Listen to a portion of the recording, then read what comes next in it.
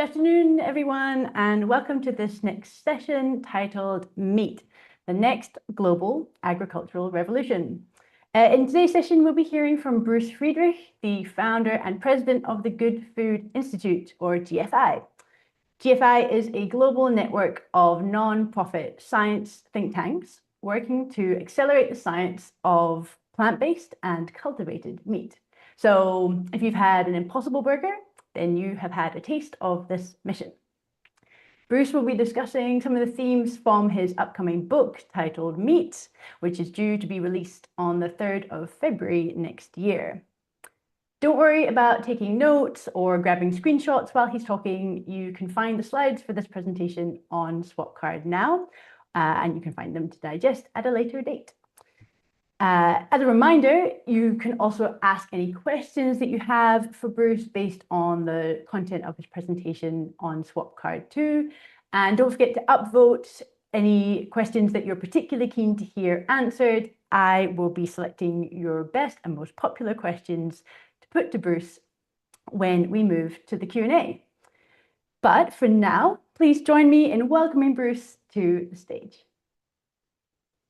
Thank you very much, Fran. I am absolutely delighted to be here. I'm excited to have this conversation with everyone. The title of the talk, as Fran said, is Remaking Meat, the Next Global Agricultural Revolution. And if we can go to the slides, we can just jump in. There we go. So this is me, and there we go. This is GFI. So GFI, we have about 240 people around the world across 6 regional offices. The plurality of our team members are scientists, because the challenge of plant-based meat and cultivated meat is a science challenge. We are 100% powered by philanthropy, so we are a charity. We are one of Giving Green's top 5 charities for climate change mitigation. We work on protein innovation. We work on plant-based meat and cultivated meat. So the first question to ask is this actually a good use of time? Why do we need, or do we need, protein innovation? And our hypothesis is that we do need protein innovation because for about 12,000 years, we have been raising animals for meat in roughly the same way, which is to say, we farm them, and it takes about 80 calories into a fish, 90 calories into a chicken, or 110 calories into a pig to get 1 calorie back out in the form of that animal's meat. So I'm guessing most people who are listening are concerned about food waste, and we should be concerned about food waste. Something like 1/3 of all food that is produced globally ends up not being consumed by human beings. But if you look at these numbers, you will see that in the physiology of the fish or the chicken or the pig is something on the order of 800 or 900% food waste. It's literally the case that for every 9 calories you produce, you get just 1 calorie back of chicken. And what that means is that we have to grow vast quantities of food and dedicate vast quantities of land to growing crops, to feed them to farm animals in this vastly inefficient system that drives up the price of land, it drives up the price of crops, and we end up in a world where more than 3 billion people, according to the 2025 numbers from the UN Food and Agriculture Organization, are unable to afford a nutritious diet, and more than 750 million people are living in nutritional deficit. Which is to say that they're starving. They're not taking in enough calories to sustain basic life functioning. And that is a function of a lot of things, but one key element of it is food prices, as I discuss in the book. And it's not just if you're going to grow 9 calories of feed to get 1 calorie of chicken, that's 9 times the land, 9 times the water, 9 times the pesticides and herbicides. And it's not just that. You have to grow all those crops and ship them to the feed mill. You have to operate the feed mill. You have to ship the feed to the farm. You have to operate the farm. You have to ship the animals to the abattoir. You have to operate the abattoir.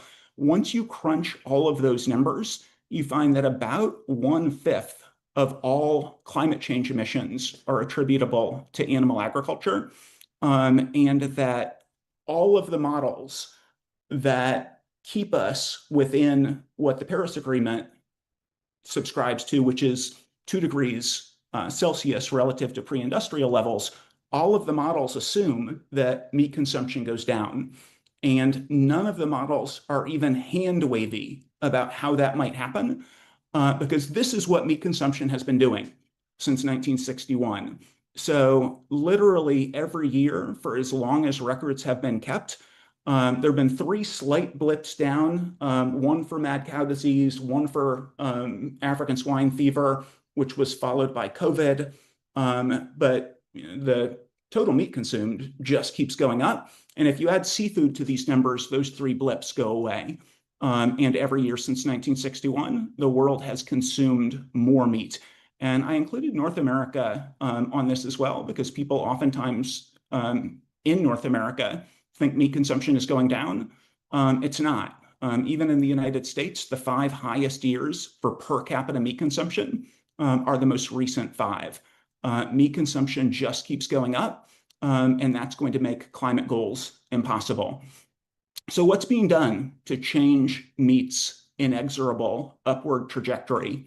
It's basically just this.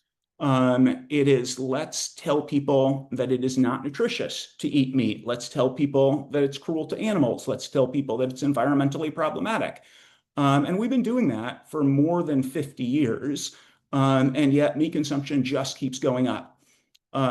So my contention is not that we should stop doing that. It's great to educate people. But my contention is that we need another tool in our toolkit, because meat reduction advocacy is unlikely to lead suddenly to a global decrease in meat consumption, which is something that we need for hunger alleviation, climate change, biodiversity preservation, and so on. So this is a slide about my hypothesis as to why meat consumption just keeps going up. The great philosopher Homer Simpson says all normal people love meat. If I went to a barbecue and there was no meat, I would say, yo, goober, where's the meat? Or a more erudite exploration of the issue, Meat Hooked on the right by the journalist Marta Zaraska, who does a deep dive into the physiological, biological, psychological, human craving for meat.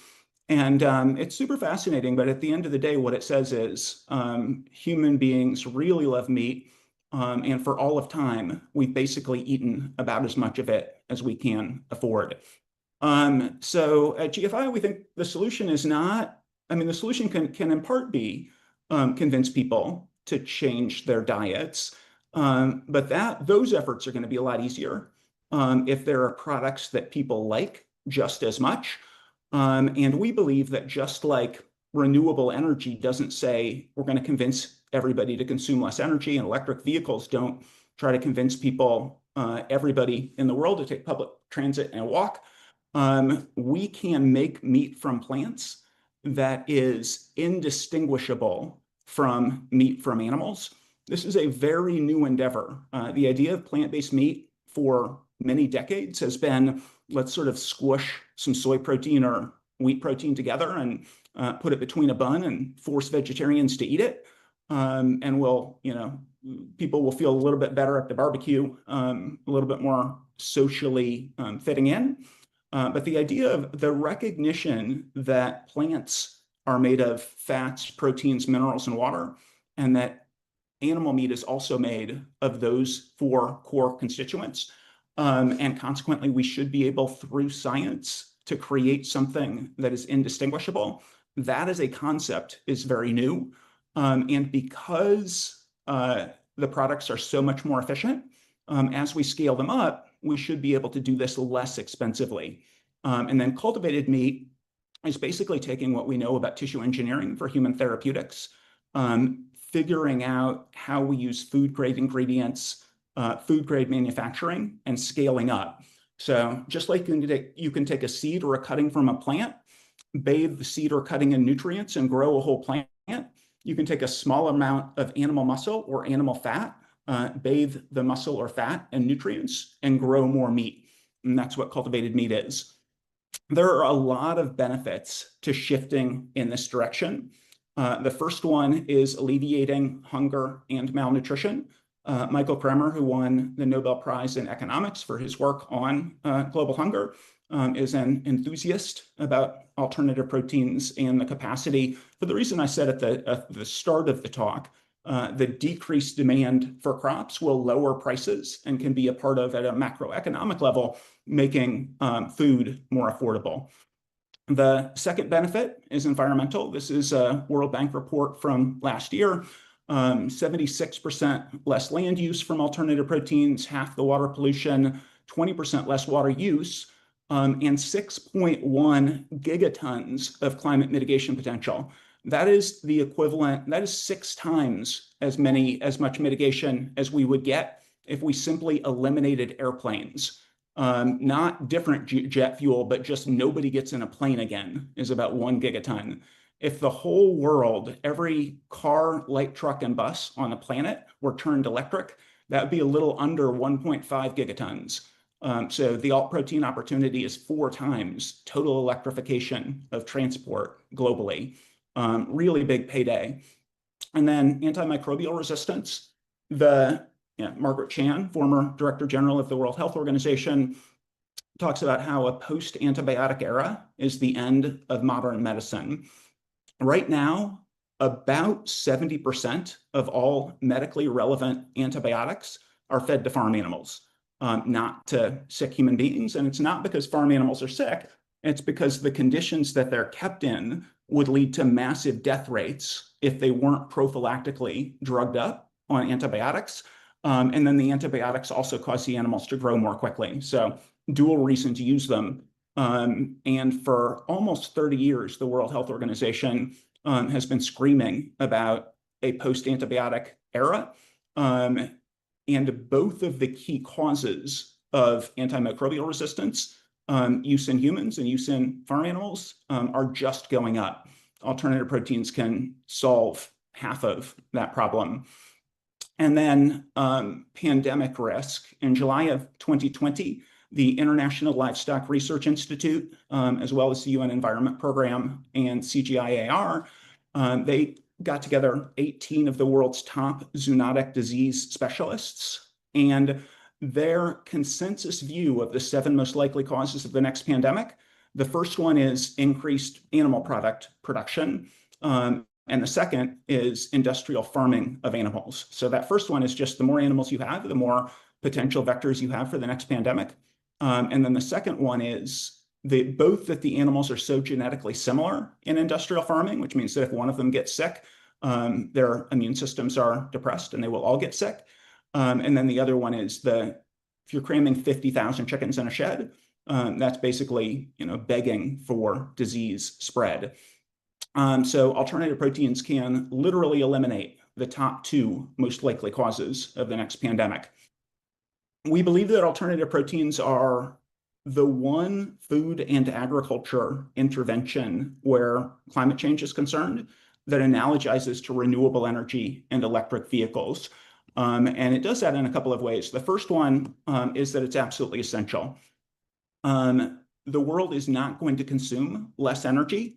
It's absolutely great to advocate for energy efficient light bulbs and energy efficient buildings and energy efficient everything else. But at the end of the day, the world is going to consume more energy, so we need renewables.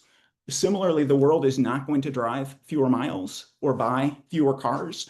And again, all tools in the toolkit. We should encourage people to bike and walk and ride public transit. But at the end of the day, we do need electric vehicles. Same thing with meat. All of the education is great, and people will be better off if they're eating less meat. But we do need plant-based meat and cultivated meat as well, unless we can come up with some other new strategy. And I don't think there is one, although very open to hearing differences of opinion on that when we get to discussion. The second way that alternative proteins analogizes to renewable energy is that we have to meet consumer needs. So electric vehicles, they had to come down in price. They had to get a longer battery range. And we had to put in a charging infrastructure for them, essentially. Solar needs to be integrated into the grid. And plant-based meat and cultivated meat cultivated meat tastes like meat because it is meat, but plant-based meat needs to be good. And for decades, meat eaters have not liked it. And so that is the scientific challenge. How do we get plant fats and proteins to behave like animal fats and proteins? And how do we mimic the precise umami flavor? And we're convinced that science is up to the task.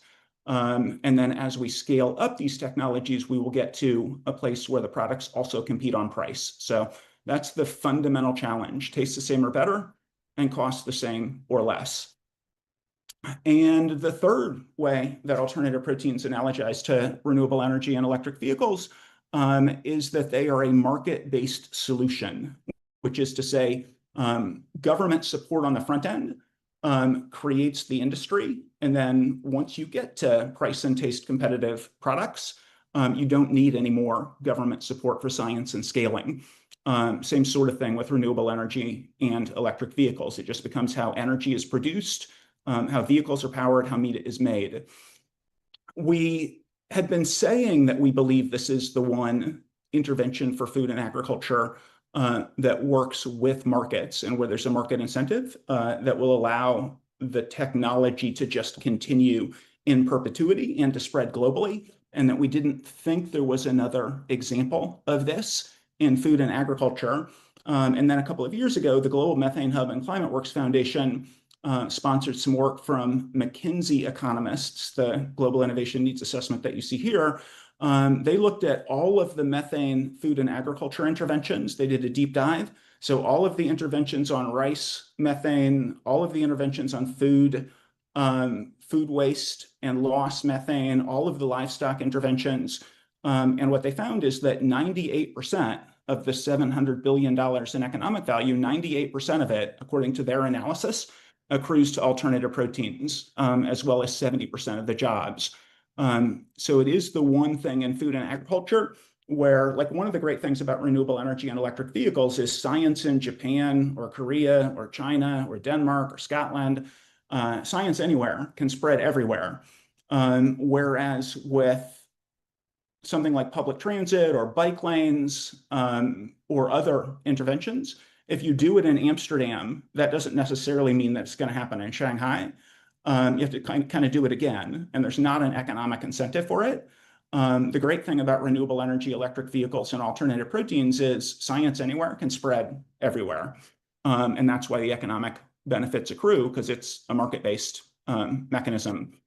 The Center for Strategic and International Studies, one of the top think tanks in the world for national security, has this report, Mitigating Risk and Capturing Opportunity, the Future of Alternative Proteins. They really lean in on the economic benefits and the food and water security benefits. They link them to national security benefits, and they argue that the US government should prioritize its alternative proteins industry in the same way that the government prioritizes things like biopharma and advanced chips for artificial intelligence, because it's a national and economic security imperative. And chapter 9 of my book is all about the economics of alternative proteins, and chapter 10 is all about food security in the not hunger and malnutrition. That's chapter 1, but food security in terms of things like food systems resilience and food self-sufficiency in developed economies, which is what CSIS is talking about. So all of that, I think, is a convincing case that alternative proteins have a lot going for them, both in terms of things like hunger, global health, climate, biodiversity, but also in terms of things that governments care about, like economics, gross GDP, food security. But none of it matters if it doesn't work. And on the left is the story title of a cover story from Business Week in 2023. On the right is Sunday New York Times. Both of these were more than 4,000 words in Business Week, calling plant-based meat a fad that died, and the New York Times calling cultivated meat the revolution that died on its way to dinner. And the one thing I will say about both of these stories, more than 4,000 words, is that there is not a single scientist working on plant-based or cultivated meat who is quoted in either of these stories. Both of these stories quite literally say these technologies have not succeeded yet, ergo they will never succeed. And neither of the authors are scientists, which is very clear.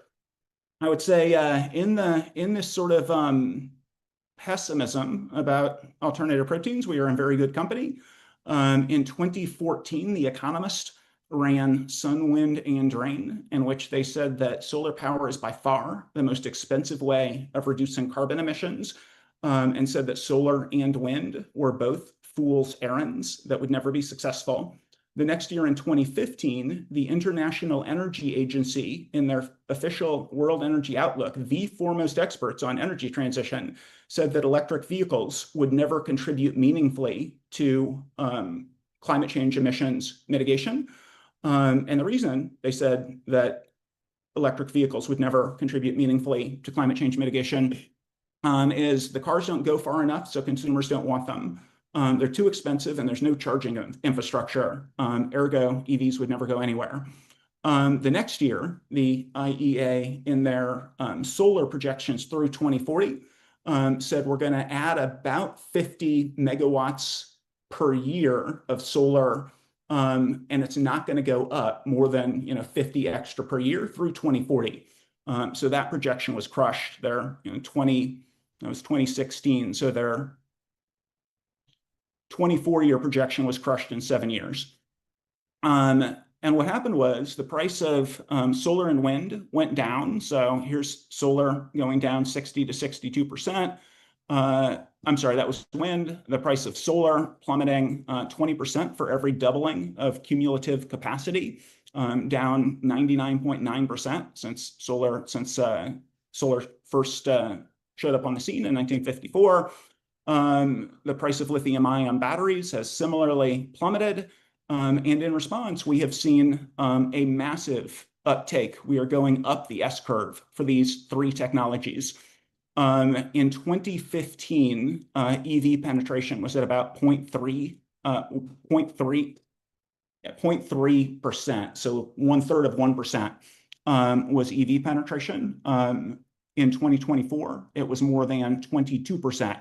So that's up 5,500% in 10 years. Share of electricity from solar is up 6,900% in 15 years. Share from wind is up 1,600% in 20 years. And that's because we solved the grid integration. We brought down prices. And for EVs, we put in a charging infrastructure and improved battery range so that consumers actually wanted the products. And here, literally 9 years and 11 months later, after The Economist says solar and wind, absolutely an awful idea, their cover story is Dawn of a Solar Age. And the IEA has absolutely gotten religion on the value of electric vehicles, which went in China from 1% in 2015 in 9 years to 50%, from 1 to 50% in China, which is really quite remarkable. We can do that with alternative proteins. In the book, I look at things like .com, I look at artificial intelligence, I look at home computers, look at pessimism around air travel, and lots of other examples where technologies were dismissed, and then the technologies came roaring back. On first principles, plant-based meat and cultivated meat are extraordinarily promising. So here is George Church, the father of synthetic biology, saying that he thinks in my book, I am convincing that science is up to the challenge, as well as the deputy editor of Nature Biotechnology, Kathy Ashheim, saying what once seemed unimaginable can soon become commonplace, which is her saying that I'm convincing in the book that this is possible.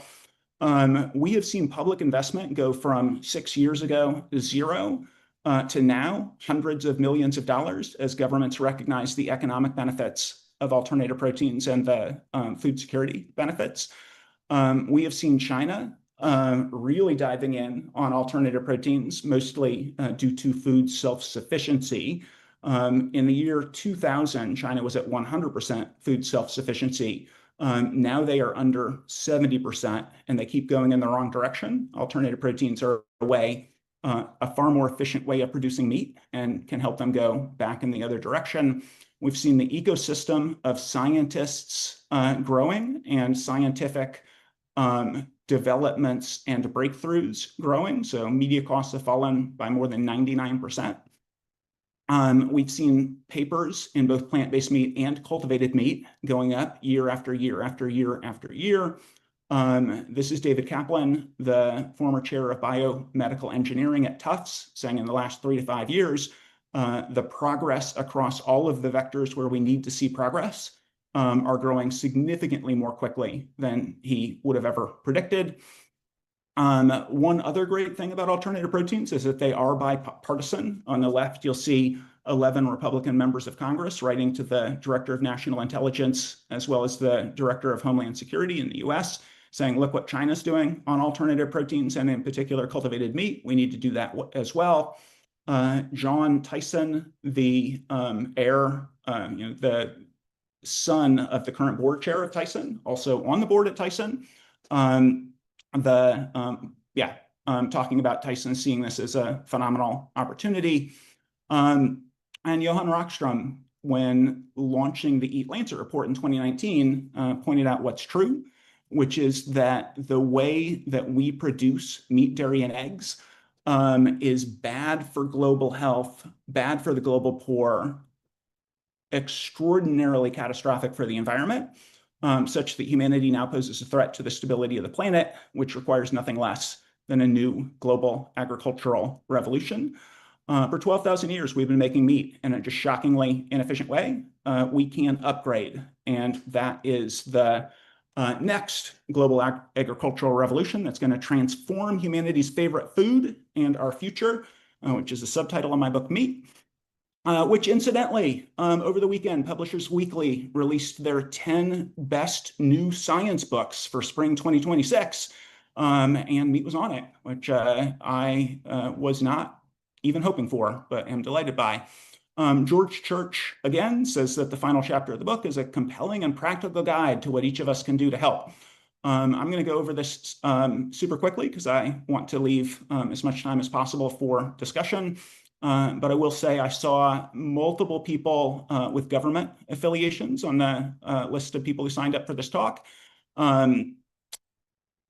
There is an extraordinarily compelling case that governments should support alternative proteins for the same reason governments support their conventional agriculture industry, as well as for the same reason that governments are oftentimes supportive of development efforts, climate efforts, other economic and food security efforts. So as a policymaker, somebody working with the government, carrying that mantle can do a tremendous amount of good. And we would be delighted at GFI to work with you if you are in a government position that want to do that. Academics, there are probably thousands of environmental scientists who see it as part of their role as an academic to promote renewable energy, electric vehicles, and other aspects of other critical interventions for climate mitigation. There are literally none so far focused on alternative proteins. So if you are an environmental scientist or would like to become one, publishing papers in this area and focusing in the same way that there's probably at least 100 papers on solar and EVs and wind energy and nuclear every single year. There are none focused on alternative proteins in the environment. So you could change that. Exact same thing with food security, exact same thing with global development, exact same thing with global health.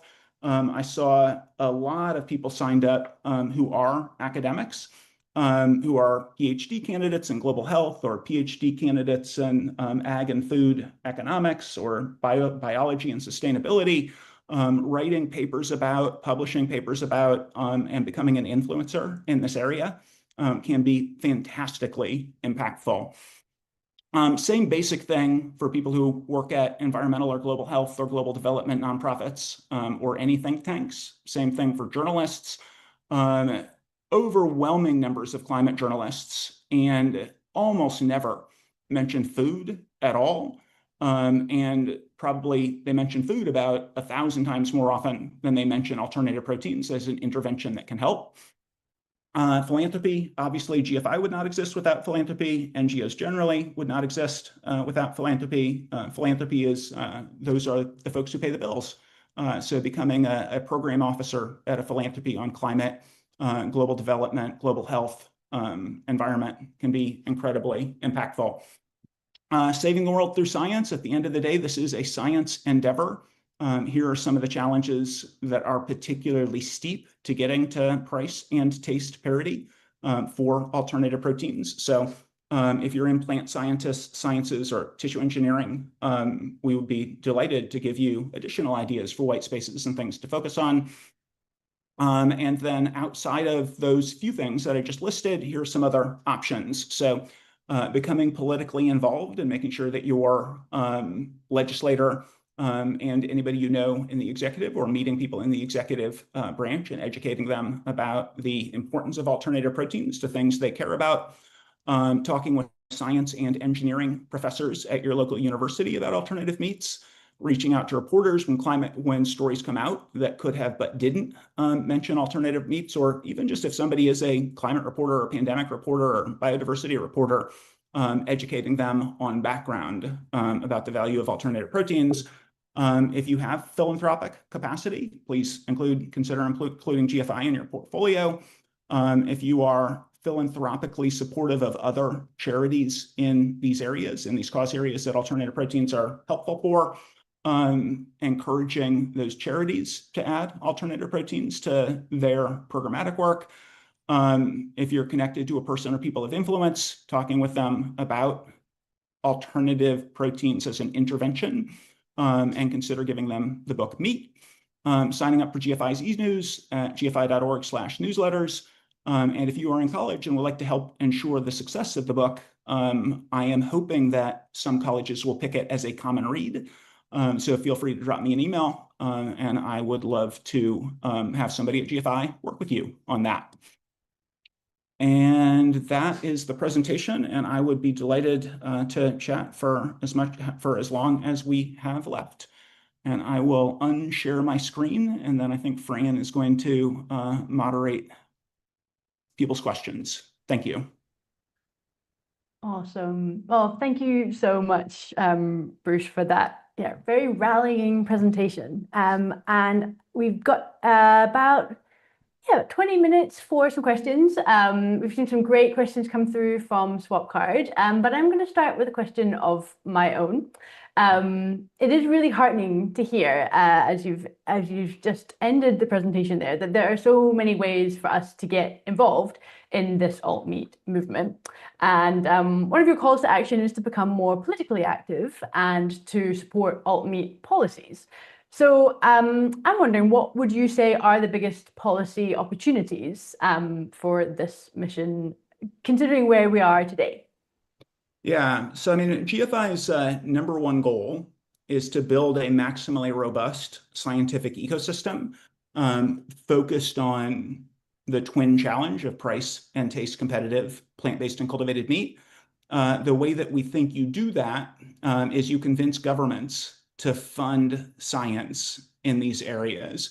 So our global battle cry, #1 goal, is convincing governments that in the same way they fund other things that are in the government's interest, they should be funding R&D and scale up for alternative proteins. So that's really the #1 thing.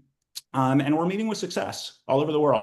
We're meeting, India, every place we operate, India, Israel, Brazil, Singapore, Japan, Korea, China, and a whole bunch of European countries, with the UK definitely one of the leaders, are funding science in this area. And so advocating with your member of parliament or other legislator, or if you know anybody in the executive branch that works for, like the Biotechnology and Biological Sciences Research Center, or other government branches, advocating that they fund and are enthusiastic and advocate for this area of R&D, as well as scale up.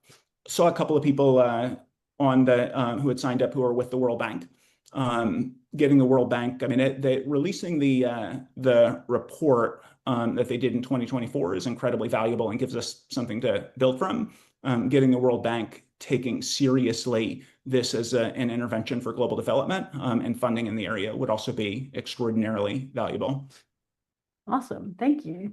Well, sticking with the policy theme, there is a common view that government subsidies keep meat prices like artificially low, which drives higher sales that would make it very hard for alternative proteins to ever compete.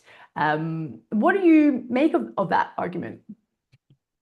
Yeah, I mean, I talk about this in the book, and I mean, I think people conflate sort of true cost of food analysis with subsidies analysis, and will oftentimes say subsidies when what they're actually talking about is if you put a dollar value on the environmental consequences of our food system and global health consequences of our food system. At that point, it becomes something like $11 trillion, I think, if you Google true cost of food, it'll pop right up.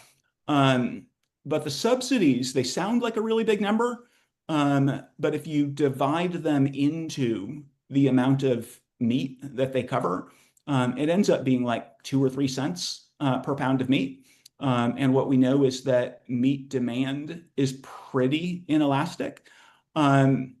What consistently happens in the US, at least, is the meat industry ends up being charged with and oftentimes fined for artificially inflating their prices rather than artificially deflating their prices. So I think it is probably entirely inconsequential. It's still big numbers. It would be great to see that money put into certainly alternative proteins, but other things that are actually a part of a healthy food system. But those subsidies are not responsible for keeping the price of meat artificially low. And then with regard to the true cost of food, you will oftentimes hear advocates say, all we need to do is get food priced at what its actual cost is in terms of health and the environment and everything else. And then the prices will skyrocket and people will stop eating those products. And that is a pretty colossal if, or all we need to do. I think the likelihood of that happening anywhere is really, if there were a number lower than 0, it would be that. That is not a plausible policy goal. Okay, thank you. Okay, well, let's think about the scientific challenge here. As you said, this is all about the science. So when it comes to production, which is currently harder, making plant-based meat or making cultivated meat, and why? I mean, one of the things that I sort of grapple with in the book is the false starts in plant-based meat. I mean, it just has to be the case that the science of plant-based meat is easier. We've been eating, vegetarian meats for a really long time. And most of them meat eaters don't like, but vegetarians come to be enthusiastic about them.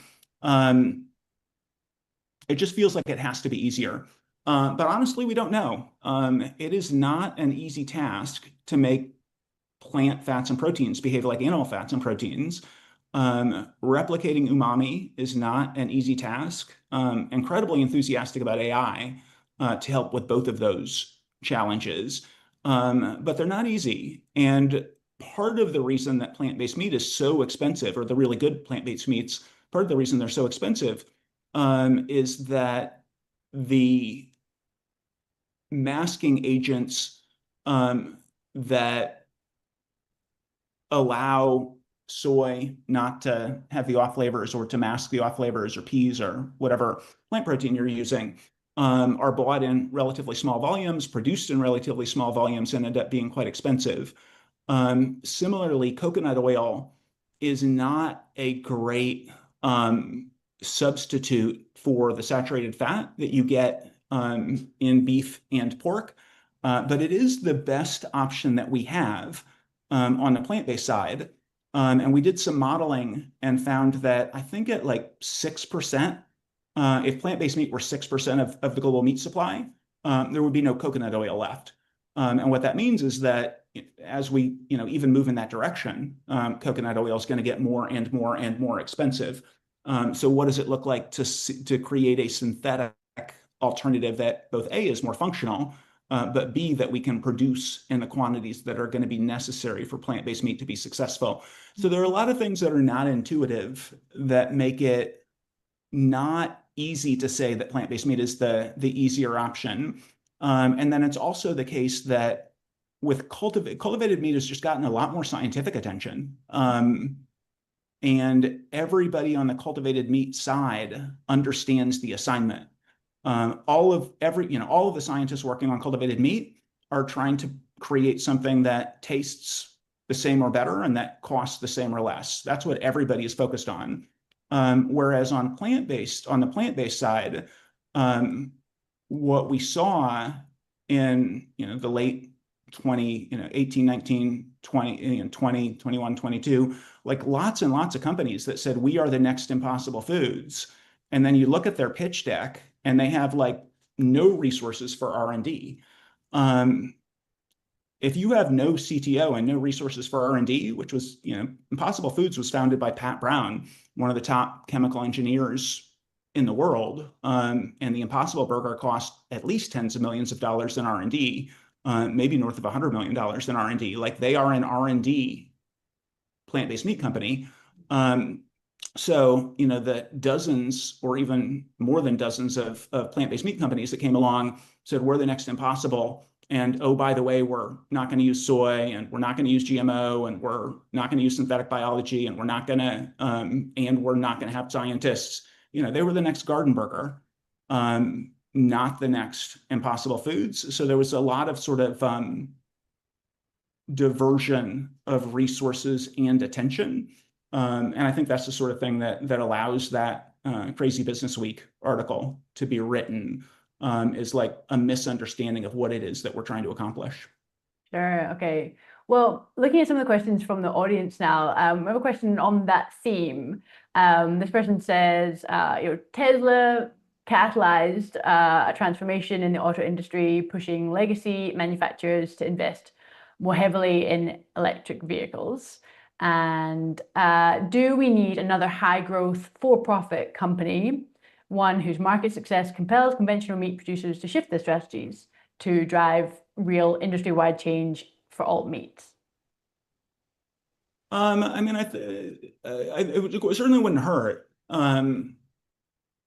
Companies that are actually focused on the right things would be better than the vast majority of companies that are competing with one another and not really innovating. It's not really that helpful for anybody other than vegetarians who are looking for a wider variety, which is not a cause area, and doesn't do a whole lot of good. To have lots and lots of plant-based meat companies, none of them putting money into R&D. So having more companies focused on making better products and figuring out how to scale them up would certainly be a huge move in the right direction. I don't think it's necessary, though, right now. I'm incredibly encouraged by the amount of money and attention that governments are putting into these challenges. A couple of days ago, I was in Seoul and toured the Korea Food Research Institute. They had 20 people with government funding, 20 scientists who are working, probably 2/3 of them on biomimicking animal meat with plants and 1/3 of them working on cultivated meat. And then the next day I was at the World Food Tech Conference where the president of South Korea, the ag minister, the former justice minister, who is now very active in environmental and human rights issues, the person who is in charge of AI for the whole country. And they were saying Korea wants to lead on food technology, and alternative proteins was very much and overtly a part of what they're talking about and thinking about. We're seeing the same thing in China. We're seeing the same thing in other countries as well. So I think I could imagine significant open sourcing of the technology and then scaling it up from there. But generally speaking, I think kind of the more actors who are focused on the right things, the better. Well, you touched on it there, and maybe briefly, how do you think AI is going to change this scientific endeavor? You know, do you think it's going to turbocharge research? What are your predictions for the next few years? Yeah, I mean, it's pretty exciting to see what AI is doing in human medicine. As I mentioned earlier, and like a line that I've been saying for the whole 10 years of GFI's existence is that the cultivated meat endeavor, we've known what it was from the beginning, and it hasn't changed. It's take what we know about human therapeutics, tissue engineering, and cross-apply it to food. Um, that is so much easier said than done. But AI definitely ramps up, making it significantly easier to solve the array of challenges that come both with things like designing media that is fit to purpose with the cells, designing the systems that will allow cells to grow at 200,000 liters, which a fair number of people think is going to be essential to the success of cultivated meat. Big debate, can we build out rather than building up? But there are just so many challenges that I think AI is going to be invaluable in helping to solve. And the Nobel Prize in medicine going for protein, going for things having to do with protein manipulation for human therapeutics, those same sorts of things could be applied here. One of the things I would love to see is one of these entities like Microsoft or Salesforce or Google or that have significant AI endeavors actually putting even the tiniest fraction of the resources that they're putting into things like AI for human medicine or putting just having a side project focused on this, I think could do a tremendous amount of good and be really lucrative for the companies that solve some of these key challenges. Okay, we've just got a few minutes left. So another question from the audience here. Considering that alternative proteins are not that widely accepted by consumers at the moment, what will it take to begin to shift public perception there? I am absolutely convinced that we do not need to shift public. Well, I mean, like the ultra processed food thing, we're going to need to shift public opinion. But in a world where the products don't taste good enough and they cost too much, I'm not sure there's a tremendous amount of value to shifting public opinion now. The ultra processed food debate might be the exception to that. But what we know to be true is that when people are asked, would you eat plant-based meat or would you eat cultivated meat that competed on price and taste? The lowest numbers are on the order of 22 to 25%, which is still 25 times the current plant-based meat penetration. But the even more interesting thing is if you ask people the follow-up question, why wouldn't you eat plant-based, like why wouldn't you shift to plant-based meat or cultivated meat that competed on price and taste? Literally 100% of the time that's been done, the top two responses are, I don't think it's going to taste good, and I think it's going to be too expensive. People literally deny the premise of the question because they can't conceive of plant-based meat and cultivated meat that compete on price and taste. And in chapter 8 of the book, I talk about this kind of thing being just endemic across technological evolution. Most people did not think that they wanted to get rid of CDs and just carry their music around in their pocket. The famous Henry Ford quote, which is he didn't actually say, but I think still is probably did guide how he thought about technological evolution. If I had asked people what they wanted, they would have said a faster horse. When people try plant-based meat that's excellent, when people try cultivated meat for the first time at all, their minds really are blown. And what we know to be true is that the thing people care about the most is it delicious and is it reasonably priced?